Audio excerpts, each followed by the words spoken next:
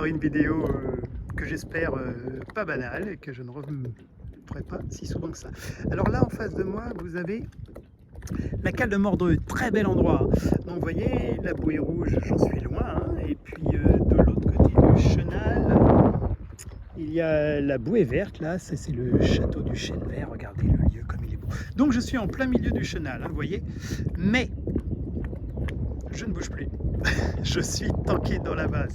J'ai un super sondeur qui m'a dit attention, alerte, voyez, il clignote à 0,9. Je fais un peu plus que 0,9 manifestement. Donc là, je suis posé dans une vase comme on en voit là. Et je ne bouge plus. Mon bateau est à l'arrêt fini. Mon mouillage est là-bas. Le pont Saint-Hubert. Regardez comme c'est beau. J'adore cet endroit. Cale de Mordreux, très très chouette. Très bel endroit. Devant nous, la Rance qui remonte, oh, c'est bien, je peux me balader à bord sans souci. Tout là-bas devant, c'est la Rance qui remonte jusqu'à l'écluse de Laïs, et puis après, plus loin, jusqu'à Dinan, si affinité. Donc voilà, c'est arrivé alors que je naviguais tranquillement vent arrière. Je m'étais dit, je vais aller voir Mordreux. Oups, pardon.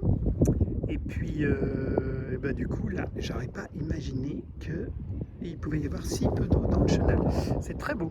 Regardez-moi ça. Et puis, franchement, c'est bien. Et là, mon bateau, bah, j'attends de voir quand la mer descend, quand la Rance se vide plutôt, s'il va se mettre à pencher ou s'il va rester bien posé sur ses deux quilles. J'en sais rien. J'ai essayé marche avant, marche arrière à fond, vous imaginez bien.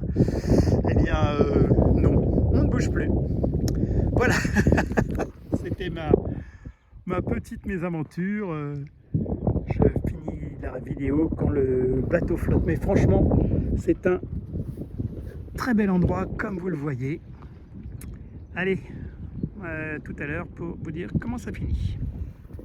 Alors, tant qu'il y a de l'eau, là, de ce côté-là, je suis descendu en annexe. Vous voyez, je suis dans l'annexe. Et effectivement, ce bateau est bien fait pour s'échouer. C'est assez chouette. Et regardez, voilà où j'ai tapé. Bon, tout va bien. Tout va bien. Je peux encore naviguer. Je vais faire gaffe de ne pas m'échouer avec l'annexe. Je continue mes aventures. Sérieusement, c'est pas une super résidence secondaire, ça. Regardez là comme on est bien. Le soir, tout, j'ai une vue imprenable. Plouer là-bas. Du coup, le château du Chêne Vert. Petit piaf qui se pose. Et puis du coup, voilà. Et voilà. Même mon annexe, elle est à pied sec, mais comme elle est en dessous de l'échelle, je vais vous montrer comment je change mon anode. J'en profite. Hein. Donc voilà, une anode. Hop, hop, hop, c'est ça. C'est deux coupelles de métal, je crois que c'est du zinc, qu'on va fixer sur le safran, et c'est elles qui vont... l'électrolyse va agir sur elles. Comme on est dans un milieu salé et humide, eh bien il y a de l'électrolyse, et du coup c'est l'anode qui est sacrifiée. On la sacrifie, elle disparaît, puis au bout d'un an, on la change. Voilà, ça évite que ça attaque le bateau. Je vais vous montrer comment je pose ça, mais ouais, franchement, on est bien. Bon, donc je profite de mon nouveau pied-à-terre avec vue superbe sur la Rance et sur la cale de Mordreux. C'est vraiment très beau par ici. Bref, du coup, vous voyez, j'ai commencé à nettoyer. Ça, c'est le safran.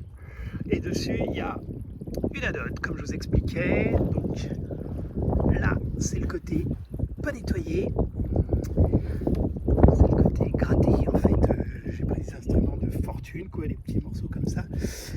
Parce que la coque du bateau a tendance à se remplir de plein de petites bêtes qui s'accrochent après, parce que ça leur fait un coin sympa pour vivre en attendant. L'idée normalement c'est qu'on met une peinture qui les tue, un biocide. Je suis pas fan de l'idée de balancer sur tout ça là un produit qui va tuer ce qui vit. Du coup je pense que le Karcher de temps en temps c'est une bonne idée pour décoller toutes ces petites choses. Et puis là j'ai plusieurs couches de peinture qui s'en vont. Voilà, et j'essaierai d'atteindre mon hélice, que je propose qui s'est fixé sur le milieu là. Bon, je profite et je vais donc changer ça. Ça, c'est l'ancienne anode. La nouvelle, elle est là, au milieu. Donc, vous la voyez, toute brillante. Voilà, pour l'air si usé que ça, mais comme je compte pas m'échouer tous les 4 matins, j'en profite pour faire un petit entretien, un petit grattage. Voilà, c'est pas si mal. Et puis, tout va bien.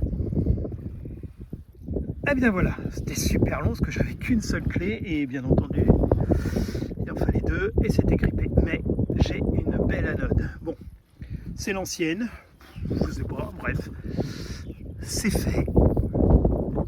Regardez donc. Et puis du coup, le safran est bien brossé, presque propre. Un petit coup de brosse dessus et voilà. J'ai enlevé une ou deux coquilles qui étaient posées sur l'hélice. Et puis voilà, vous avez vu, je vous remonte ça de là-haut. L'eau continue de descendre, je crois avoir repéré que cette algue là, la petite, elle était au bord de l'eau tout à l'heure. Bon, et bien voilà, regardez, il y a même des bateaux qui sont couchés en face. Non, c'est vraiment bien un bikini comme celui-là, j'aime bien. Je peux rester à bord tranquillement. Bon allez, à bientôt les grands lots, on attend que la mer remonte. Et bien voilà les petits loups, l'eau est remontée, je suis en train de rentrer vers, si vous voyez la petite lumière rouge devant, c'est la cale de Ploer, mon mouillage doit être juste devant.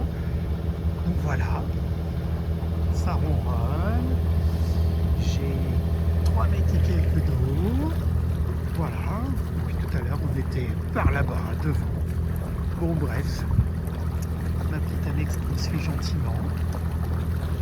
Voilà,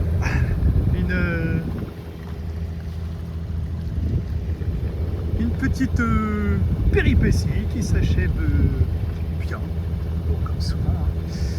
Donc ça me permet d'avoir un gentil petit retour de nuit, j'aime bien. Bah, je retrouve ma bouée qui est devant et puis je rentre à la... Voilà. C'était Maître Pierre touche le fond. Allez, passez une bonne fin de nuit. Je vous embrasse, les grands et les petits loups.